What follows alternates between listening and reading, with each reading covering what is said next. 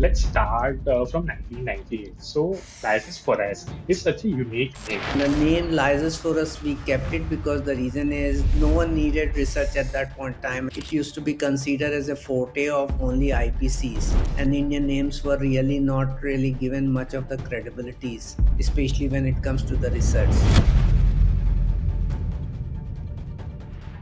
You would be surprised to know that the License Force is the only company which is a member of the Central Advisory Council for RERA. What was the reactions of people when you told them that you are a non-broking company into the real estate? So, how the idea came in about building a RESEX? What were the things behind it, and what exactly make it different from other market reports? So, sir, you have worked with different banks, regulators, and governments. So, sir, what's your take on how India has handled the urban growth? So if you look at Greater Mumbai, I am pegging very high on Vikhroli, East and West region that has a very high impact. I am very negative over the South and Central Mumbai because the reason is What still worries the real estate space?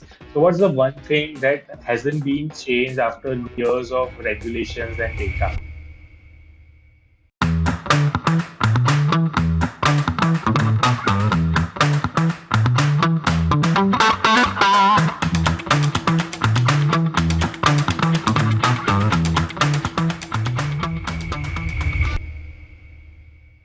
So, hello everyone, welcome back to another episode of UpperCrust, where we decode the minds that are shaping the future of India. Now, we all talk about real estate. Some invest, some dream, or some just regret about not buying that flat in 2017. But is it all about the location, or the valuation? No one knows about it. But today we have someone with us who has completely flipped the script, or should I say, floored the industry with the data. Joining in Mr. Pankaj Kapoor, founder Foras Liases, the only real estate research company in India that doesn't involve in property transactions, doesn't broker deals, or doesn't only believe in guesstimates. He has spent over more than 2 decades building on the clean data, unbiased data that help government governs, that help developers to plan their decisions, that helps bankers even to lend the capital. So it's an absolute pleasure to have you, Mr. Pankaj, here. Thank you for thank joining you in. through thank you for such a kind introductions for us and our company. Thank you so much. Please. Mr. Pankaj, let's start from 1998. So, Liases Foras is such a unique name, and the business that you are doing is even more unique. So, what made you start the India's first research-driven real estate firm in a space where everyone was chasing sales and commissions? Yeah, so it's been a long history. So I started this firm in 1999 as a proprietorship company, and the name Liases for us, we kept it because the reason is the A, no one needed research at that point in time, and B, it used to be considered as a forte of only IPCs, and Indian names were really not really given much of the credibilities, especially when it comes to the research.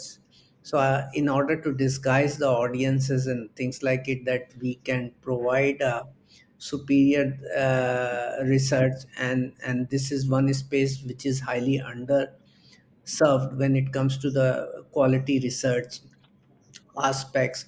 I needed to keep English name, and which actually connotes with present at that point in time prevalent IPCs. Like, so you have most of the names connoting more or less the name I kept it for our company Liases for us. So that was kind of a history which is there. And in order to not being a independent non-broking company uh, was very essential for my own survival, because the reason is they were every other or every intermediary companies is involved into the broking. So in Right. order to differentiate ourselves, I needed to keep the name.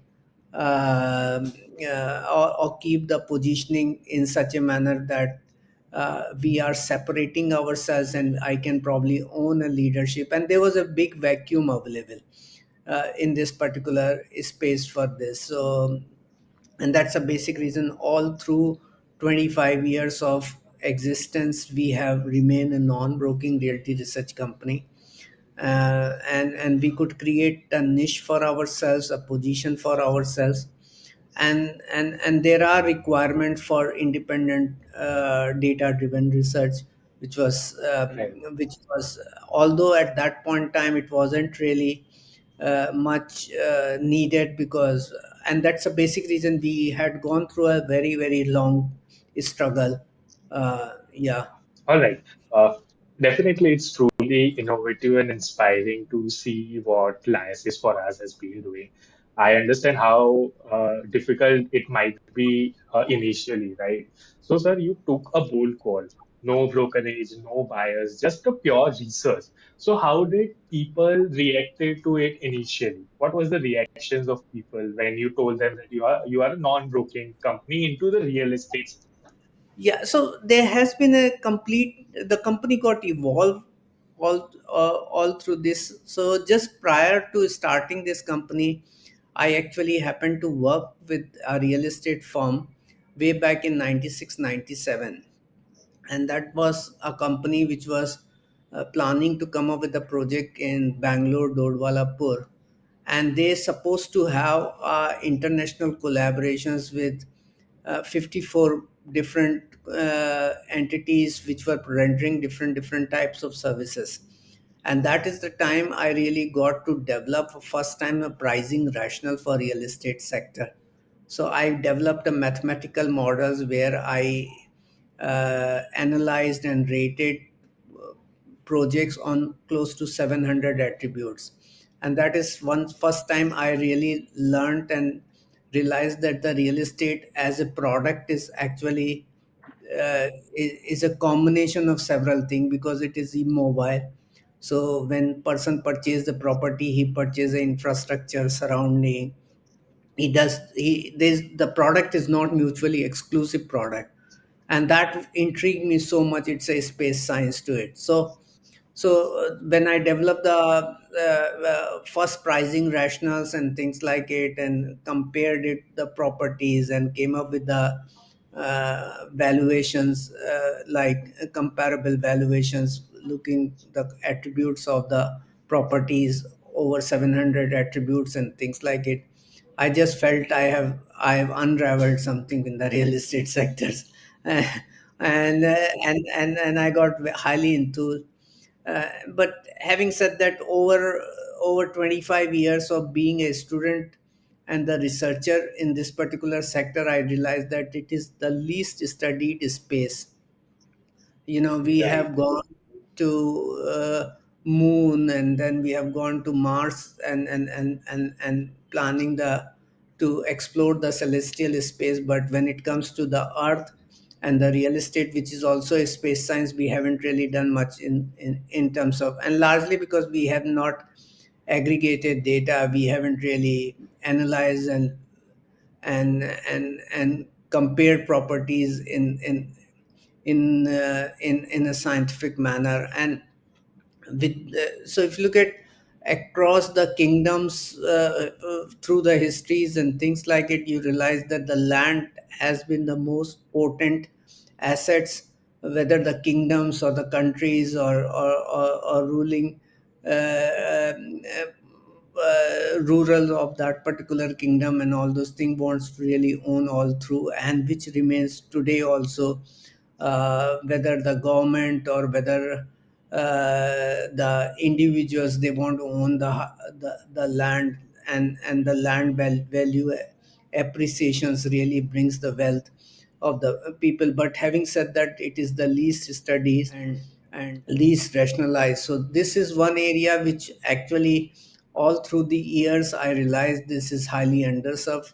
So the studies were very much needed, so we dedicated, and through the learning process, the company continued to be evolving. So we built few models in the beginning, then we realized the model is not complete, then we rebuilt certain theories, and in order to substantiate the hypothesis and of those theory, we started aggregating data, and then the stakeholders joined them who found the data and the approach fulfilling some of their needs, and that's what we started offering services to the bank, HFC, and developers as a non-broking. And that and so if you look at now, there have been in the last 4 or 5 years, there have been a few purely data driven companies which have also emerged. So it has been a journey. So we began that, but now there are few more companies which are joining the bandwagon and things like it. And my own sense, as the market is expanding, data is available, you will see more and more company will be joining that. Right, I agree with what you said, sir. Sir, you mentioned that you started Liases Foras in 1998.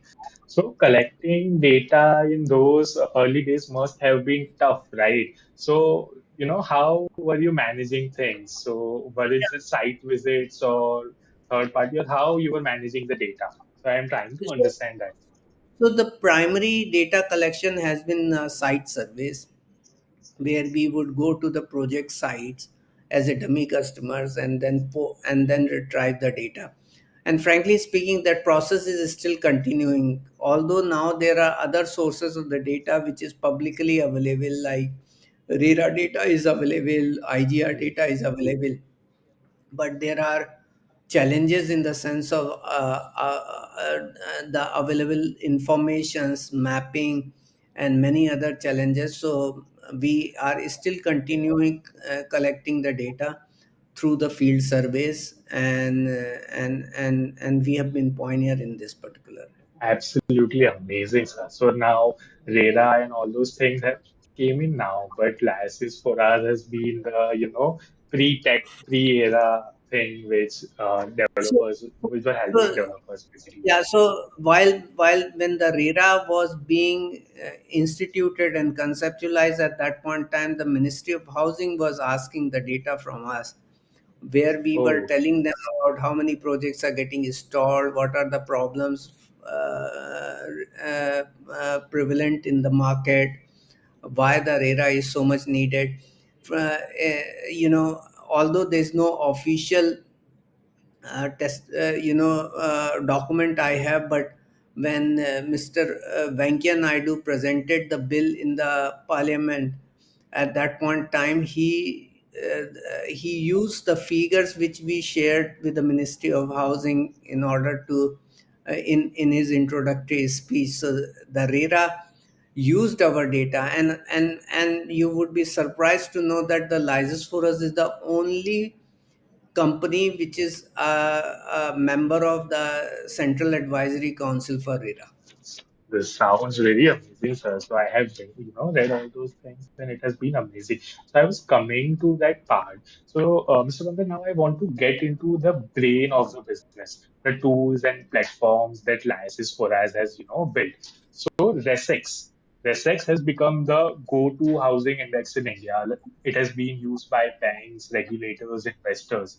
So how the idea came in about building a RESEX? What were the, things behind it, and what exactly make it different from other market reports? So what happens is that when we started offering the data, we realized there were big challenges and the biases which were prevailing in the market. So the growth of the industry used to be considered as the price growth. No one was bothered about whether that price is selling or not selling.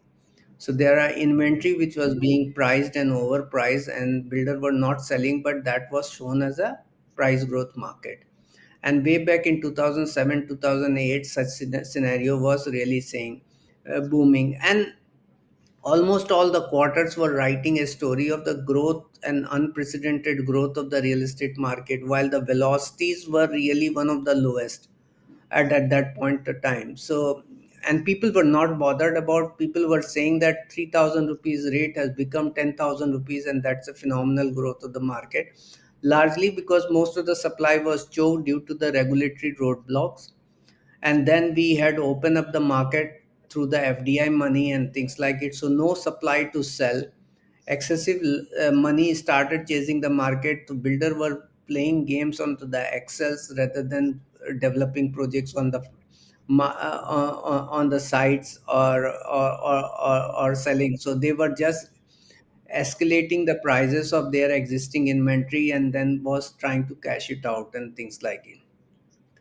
That was a time when we started coming up with the RESEX. RESEX stands for Real Estate Sensitivity Index. Right. So, so what we said that the price alone is not a right parameter to ascertain the growth of the market. We need to see how the sales are growing, what kind of sales velocities are going on, what kind of inventory which is there, how the inventory overhang is there.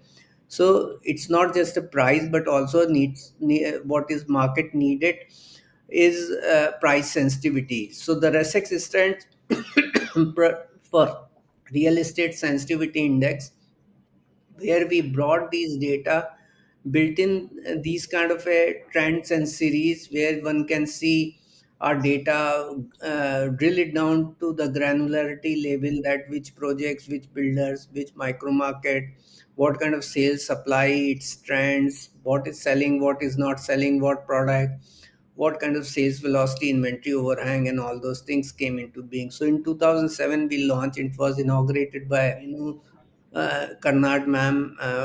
She was a MD of HDFC Limited at that point in time.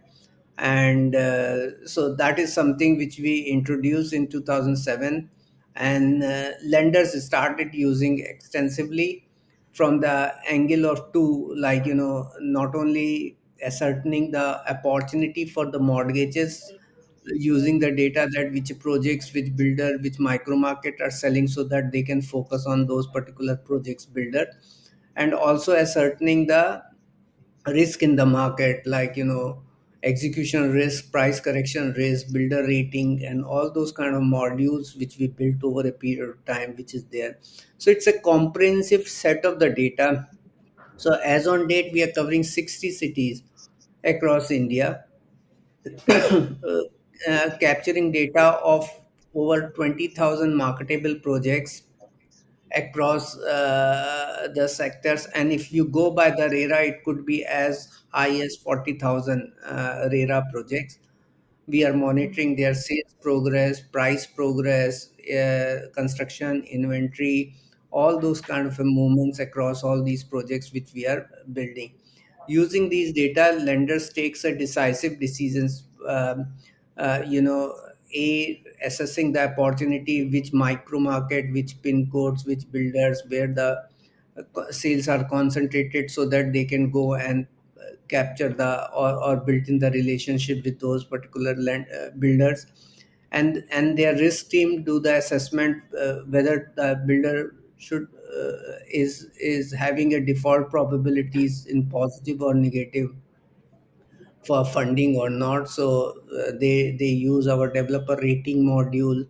They use the desktop valuations modules to do data driven cross checking of the valuation. We built in pin code level granular HPI, which is being used by the lenders to for the indexations and the bulk valuations of their portfolio. We are also doing a bulk valuation using the comparable and desktop valuation module. And we have over a period of time integrated several sources of the data. So the primary data which we collect, and that is most robust. And then we also have integrated IGR data, which is available digitally available from different places, different states, and then RERA data, secondary market data, several other layers of the data which we trying to integrate. So that's how the evolutions of the RESEX and the data has happened with us, and it has been expanding. And now we are planning to go to technical and legal due diligences of the projects and properties, so that we can offer a centralized data sets for the lender, instead of they are doing due diligences for the projects for funding separately by each lender. So we can save some of the efforts and time for them. This has been amazing, the tool you have developed. It has been helping banks, developers, and many others to, take the pivotal decisions. So, sir, as we are going through the tools that Liases Foras has developed, so I came across that you have also created the developer rating system that ranks over 10,000 plus developers in India. So, how do you gather that kind of intel? Also, has it ever led to the tough conversation with any big names? Because definitely no one likes being told that, they are below average. So, how was the journey behind this thing? So it's a data-driven module where we do a project level assessment of a builder and then group all the project's performance to ascertain the builder's performance. And it is being used by the lender, not by the developer. So developer don't have access to these particulars. It's being used by the lenders for due diligences, especially whether to lend or not lend to a developer. And it has gone through the test of the time. So we actually developed it for one of the lender and with their team's involvement in 2011, and then post that most of the lenders started using, and it was measuring the on ground performances of the project. So if you look at, there are other rating modules which are available, but most of them are analyzing only the financial performance of the developer, Right. and which has not been able to really capture the execution and the location risk related to the or pricing risk related to the projects. So that is there. So if a lender has a good financial capabilities, he is considered a rated developer, but there has been a cases where the a rated developers have made a default projects because the location was uninhabitable, the demand was not interacting and things like it. So the module actually analyzes the project's on ground performances versus what he is promised, and based on that the assessment takes place. So a builder rating takes place, and we were very forthcoming in order to telling the world some of the names which actually defaulted over a period of time. And so that is there, and this is one market which I realized is highly opinionated market. So massive funding takes place by the lenders to the developers, and they go by the names because they feel they are comfortable. They only remember only those top 20, top 30 lenders, and they look at.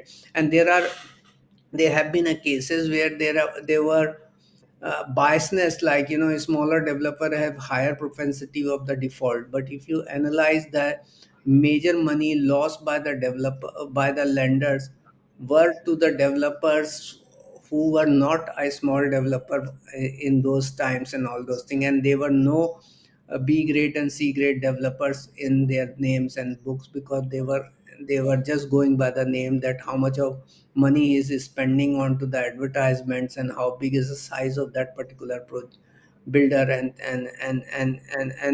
that used to be a waste.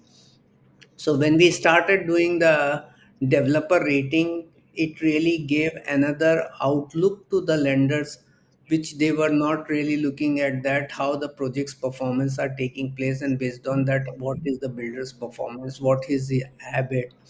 There are certain, if you see the data, you find that the certain builder have propensities to default irrespective to the locations of the projects and things like it. So they can see their trends. They can overlap their own sets of the data. So financial data, they may have their own access. So we have on ground performance matrix, and then they may have their borrowing matrix, and then some other matrix, and that's how the lenders started really taking a decision to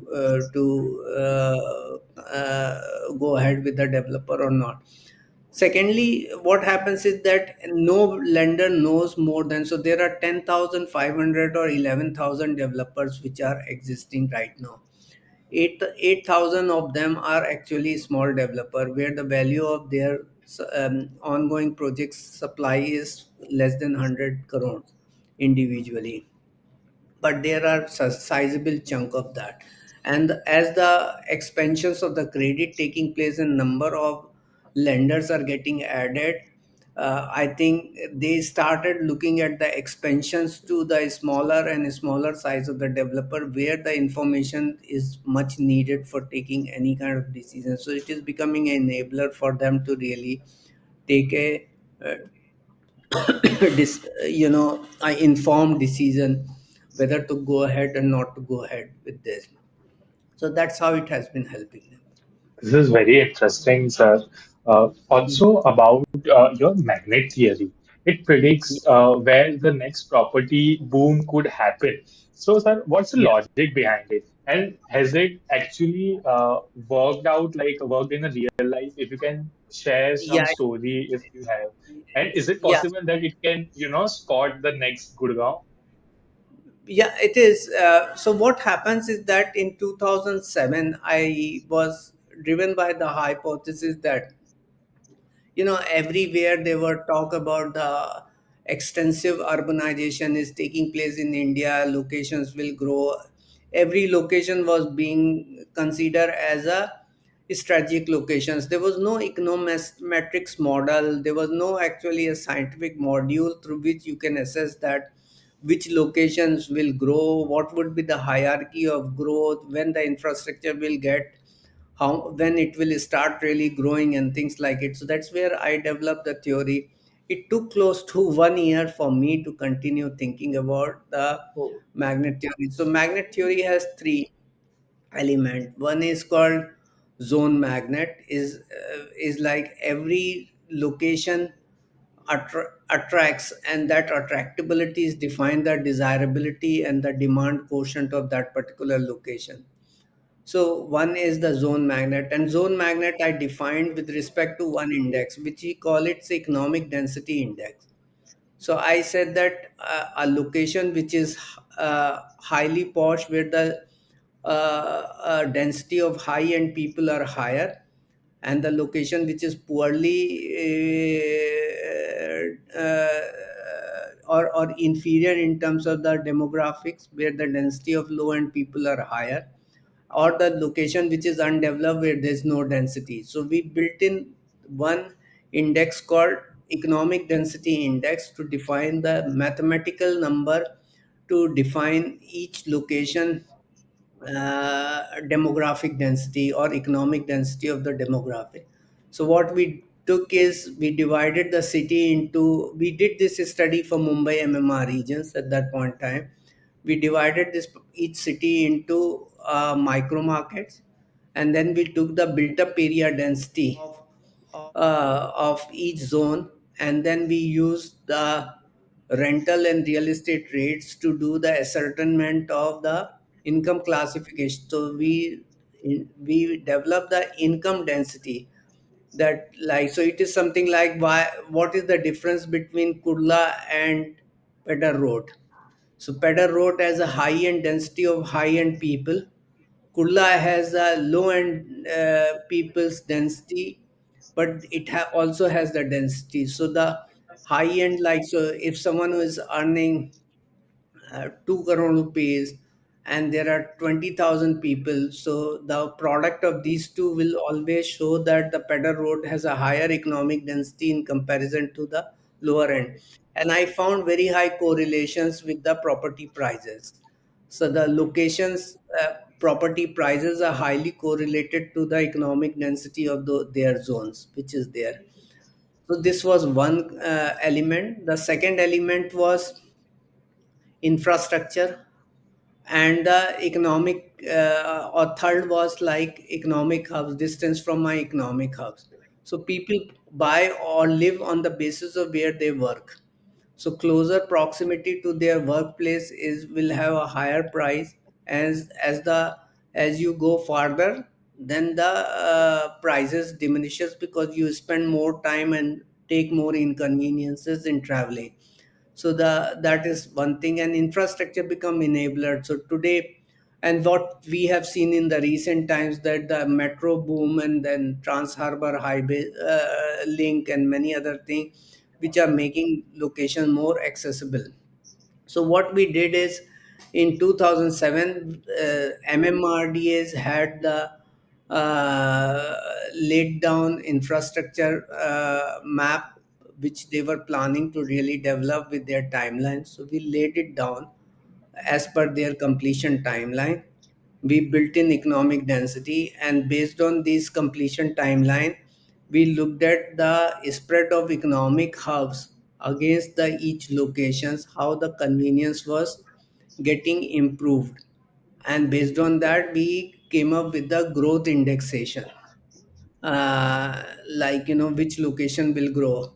And you'll be surprised that when we looked back the data, I wouldn't mind really sharing that particular report sometimes later, and we can do a complete podcast of the report which we did in 2006, 2007, that it predicted so well, except for Thana, because Thana in 2007 was not having that time, the flyover built up in Visage at that point in time. So it was a missed infrastructure in my own assessment, but that actually overgrown. But rest all the cities, and what it also suggested, 2018 to 21 was a recessionary period because most of the infrastructure was getting ready at that point in time. And so it throws the light. After seeing the success of this particular model, we are now coming with a product for the consumer where they are where we are trying to offer the predictive analysis to them by building an investable score for their projects and locations. That, so how, which location have higher propensities of the growth and which are lower. So what we are considering the rental yield, future infra impact, and based on that we are doing or providing the scores, which location or which project has a higher return probabilities in the next 5 to 6 years time. And that is something for the consumer product which we are trying to build. And we have also integrated execution risk and other things. So on our portal Property Science, which is right now offering only desktop valuation, we'll be adding three more services. One will be house hunt integrated with investment return and risk rating analytics. Uh, you can search about any specific project's investable score and download the report. You can carry your desktop valuation, and you can schedule a call with the analyst and then tell your requirement, and upon the subscription of the services, they'll be able to guide you which is the best buy for you, but will remain non-broking. Right. So, sir, as I said, what your magnet theory is suggesting right now, any city which you think would boom in the next 5 or 10 years? I'm saying that not the cities. It's cities are too macros to look at. What you need to see, the which micro markets of the cities will grow, and how much we like. So, uh, like Mumbai have some of the very interesting. So if you look at Greater Mumbai, I am pegging very high on Vikhroli, East and West region that has a very high impact. I am very negative about the south and central Mumbai, because the reason is that is one area where we are seeing it was very high end, and most of the infrastructure has already got developed. The future improvement is more in the suburbs, so the improvement will be drawing prices towards the suburbs rather than towards the city. City may find it difficult to really hold the prices because demand percolates to the lower prices and better infrastructure and similar conveniences. So the vectorized importance. So it's a very simple example which I give it to the people, that earlier the going to Ulve used to take from say Lower Parel 2 hours, 2.5 hours. Today it takes 20 minutes. So instead of buying uh, 12 crore rupees of 4 BHK, or 15 crore rupees of 4 BHK in Parel or Shivri and some of these particular regions. People may go down to Ulve and Uran, which is 20 minutes away from there, and build their own farmhouses and or a bungalow, and then they can manage within 2 to 3 crore rupees prices, and the distance is not too far away, and that kind of connectivity role which will be playing on that. So Greater Mumbai, the peripheral areas of the suburbs are slated to really grow. Exterior area, which is like Bhiwandi, is showing very high growth potential. We are seeing Pain showing a very, very high growth potentials. Some of the regions which are for when it comes to the Mumbai. So it is more micro in the nature rather than macro in this region. So what you need to see that there are four factors which defines the price: distance, density, surrounding, and product. And as you go far, the importance of distance increases, and that's why the urban Right. setting has inferior houses in the suburban region and exteriors of the suburban, because the reason is only the lower end people will go and live in that particular segment, and so people's income profile is also spread out to the urban setting in that particular manner. So more convenience location has, if it has a better geographical attributes, you would find the high end population sits on or lives on that particular location.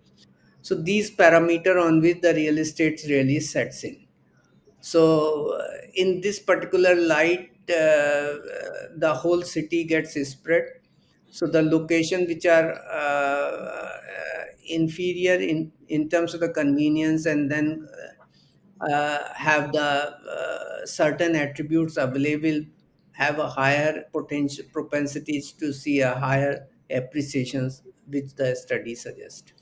Right, sir. So, sir, now that we have covered all the tools that you have developed, now let's talk about what they are telling us. So, real estate market today is, full of mixed signals. Some people are saying it's booming. Some says there is a lot of unsold stocks available right now. So, I would love to know what's really happening on the ground according to your data.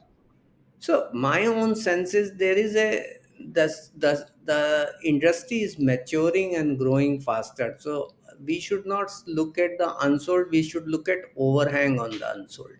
So if we have got 3 lakh unit in Mumbai as an unsold, of which yearly if I'm selling 1.5, 1.6, that means that I've got 20 to 21 months of the inventory, which is one of the efficient period. So despite the inventory in the MMR region, which used to be in 2017-18 1.8 lakh unit, has grown to become 3 lakhs unit.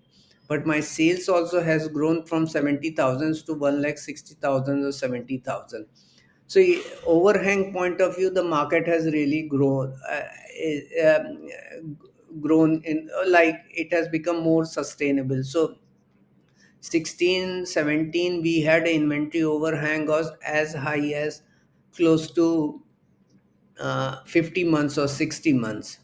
Today, the inventory overhang is 21 months. So, despite the unsold inventory has grown, my inventory overhang has moderated down so much. And that's why the price is appreciating. At that point in time, there was no appreciation in prices because inventory overhang was higher, despite we had the lower amount of unsold inventory in comparison to today.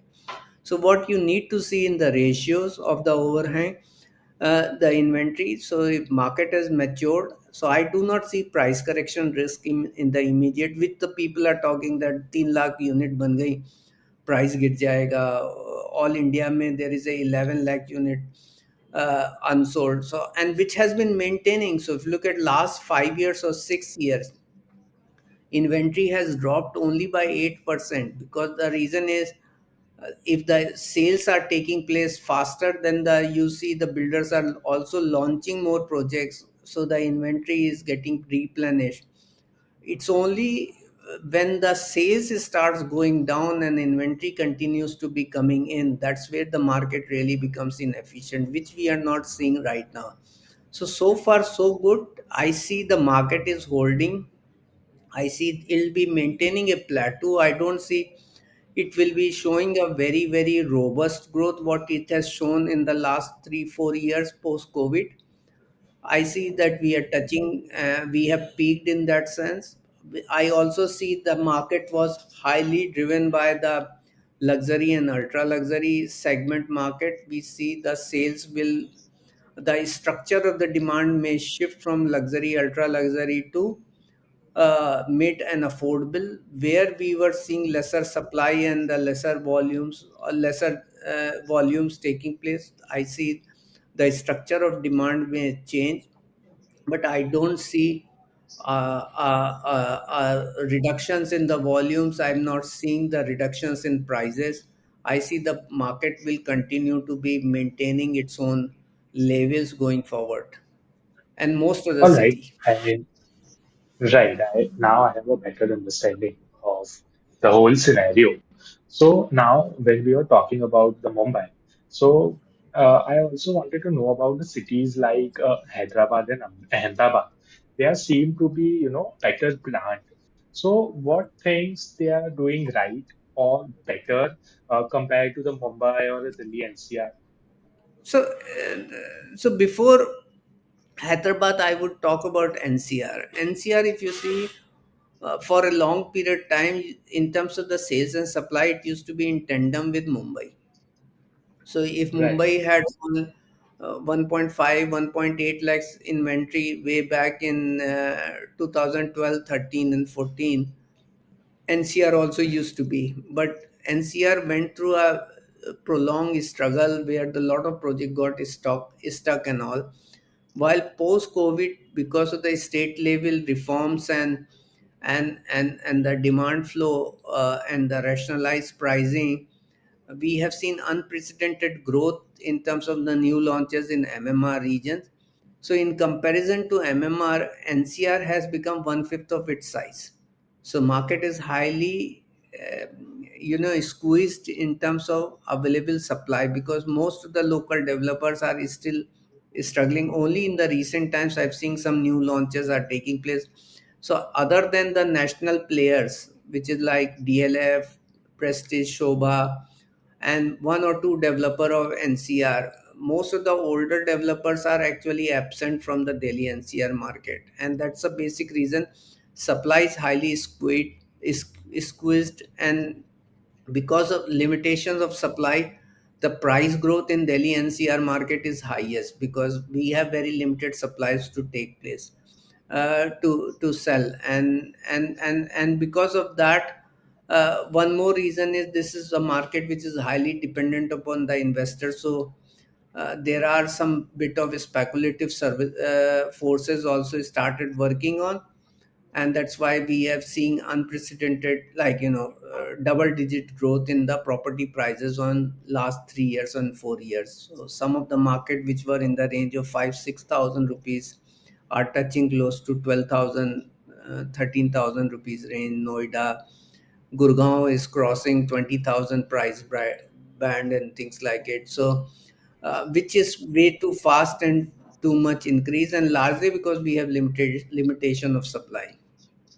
Hyderabad had its own story. So Hyderabad actually underwent up very prolonged corrections because of the Telangana issues. When every other city was surging with respect to prices, Hyderabad was not drawing any investments, and the prices remained highly subdued in that month. So they were underpriced, and there were a lot of value which was available. And after the growth of the IT sector in Hyderabad, which also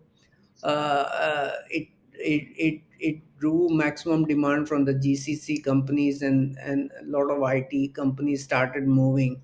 It started showing the growth in the last 3 to 4 years. So you'll be surprised to know some of the pin codes, like Hyderabad pin code, which is Kokapet 50075, is the highest grosser pin code across India. and you would be surprised that it has become second largest luxury capital when it comes to the real estate market, and in Right. terms of volumes and all those things. So Hyderabad has been doing very good, and I see there are some sense of inefficiency which are building in. There may be a moderate corrections or prolonged corrections in the property prices, because the kind of supply and sales distribution which are there, I do not see the demographic distributions is mapping to the sales and supply distributions as on date. So there is a mismatch. So there may be a corrections which may take place going forward. It is overpriced. You have very high number of projects and the units available in the ultra luxury segment. There we have seen unprecedented growth of the new supply in that particular segment. So that is something which is concerning. But so far it has been growing this. So from 2012 onwards, uh, Hyderabad was showing very high growth in the property prices, but while from 2008 9 onwards, 9 to 12, when the rest all the geography was growing in terms of the prices, Hyderabad remained muted. So it had a late start, so it is growing faster, and going on well so far. Okay. Okay, sir. Right. So, sir, you have worked with different banks, regulators, and governments. So, sir, what's your take on how India has handled the urban growth? So, are we building cities for the people, or are we building cities just for the profits? Because we have seen that, there in many cities there are not no proper planning. So, what's your take on it? How India has handled the urban growth? I'm saying that, like, in the last 75 years of the independence, India has seen only two or three cities growth, development, whether you call it Jamnagar or Jamshedpur or Chandigarh. Beyond that, we haven't really seen any new cities really got developed. Although during 2005 and all those things, we had numerous amount of the SEZs planned and all those things. Things did not really work in that manner. Largely because the reason city development or city creation is a complex process. So you can plan a SEZ in a city, but if you don't have employable population within the cities, the SEZ doesn't take off, because the reason the company will open an office only provided they have the workforce to come by, which actually had been a story for long. And so if you don't have critical mass, the city really takes longer to really prosper and grow, and goes on to the growth curve.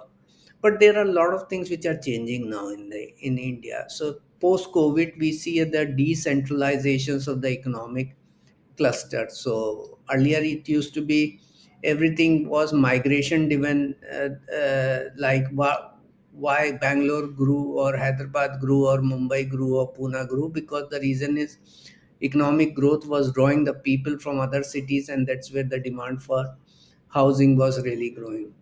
But post COVID, as we are doing a podcast over there, earlier we were not really thinking about doing these kind of postcard.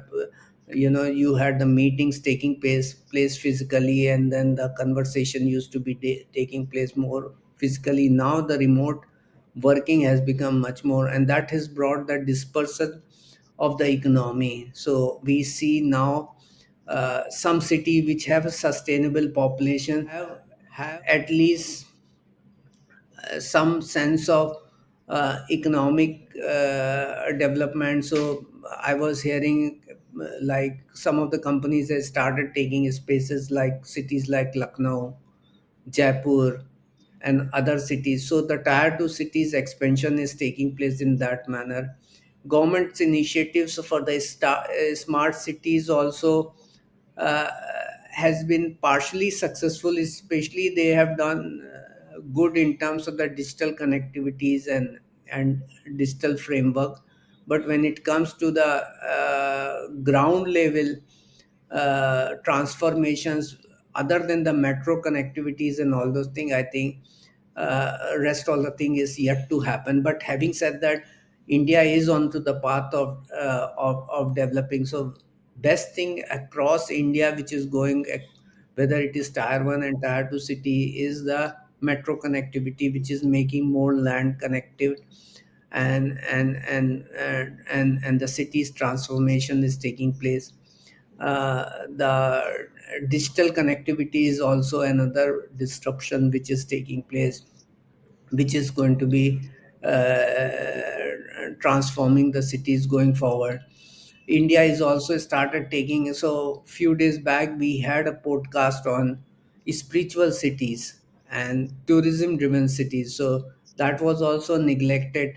So we started attracting the economy built on the floating population, not completely dependent upon the living populations and economic hubs.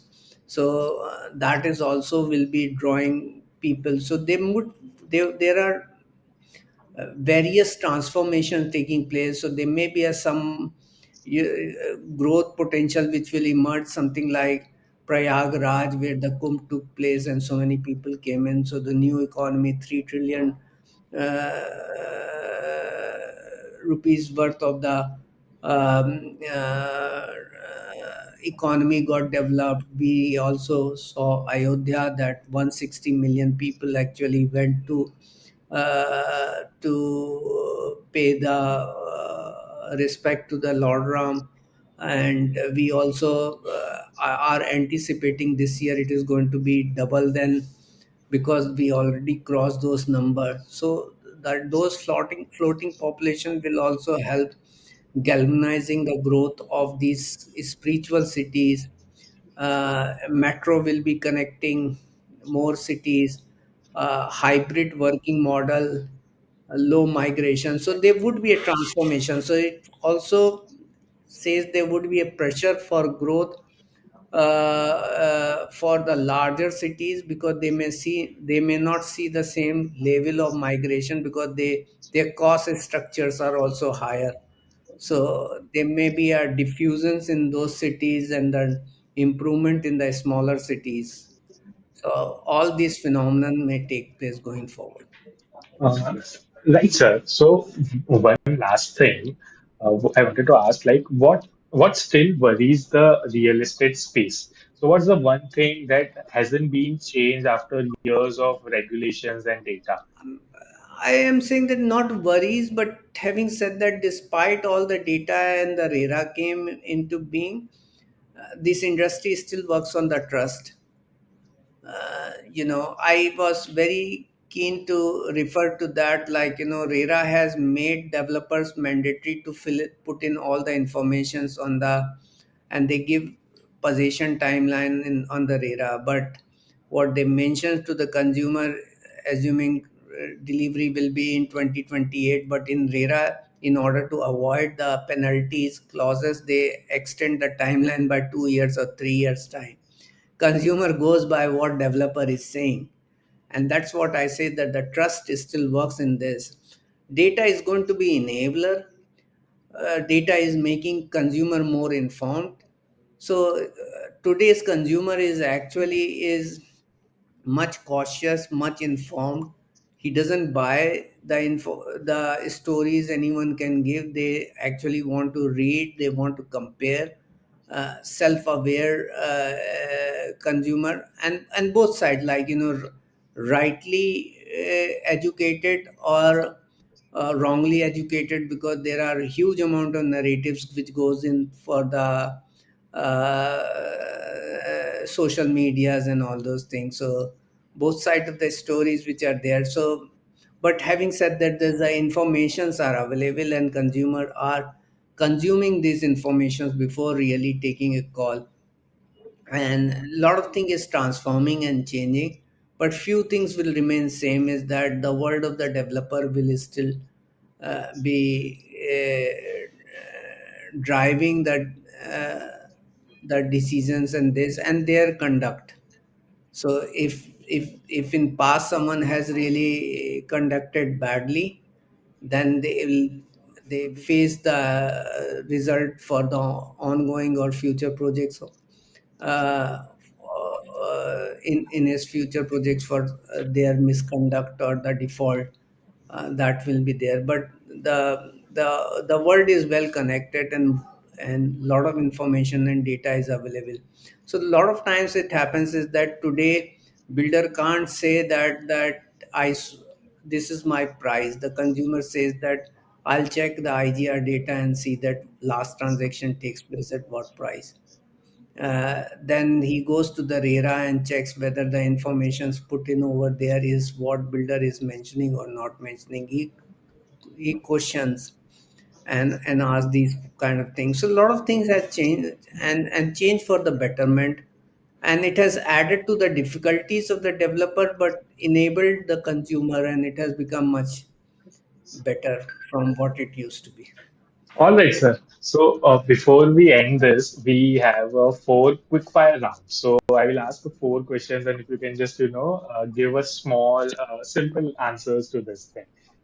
So first is like, sir, one city that's the most underrated right now in India. Underrated. Underrated city, which one could be? Maybe Guwahati and Guwahati. Calcutta. All right. And one and Calcutta. Okay. And sir, one city that's the most overrated right now in India.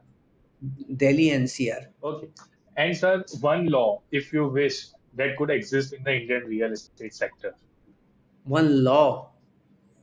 You probably will have to give me a hint. All right, sir. One book or film or any idea that has shaped your thinking in building licenses for us. I think the faith and the perseverance which was needed. So the books have changed, and then believe in doing and enjoying in doing what I'm doing, rather than looking into the market and the forces the others are doing much better than what I'm doing. Actually, the company got developed out of my research and the penchant for the research and unraveling the mysteries of the science and the price of the real estate. So that is something which actually I learned reading the books, and that is what has changed quite a lot. And then if you probably correlate it to it, that the movie which I enjoyed quite a lot reflecting my path was Three Idiots. Oh, all right, sir. Sir, it was truly insightful session. All the words you said was truly insightful and knowledgeable. I believe whoever is watching this podcast will walk away a bit smarter today. So, sir, thank you for joining in. Thank you for having Thank your time for us. thank you, Dhruv. Thank you.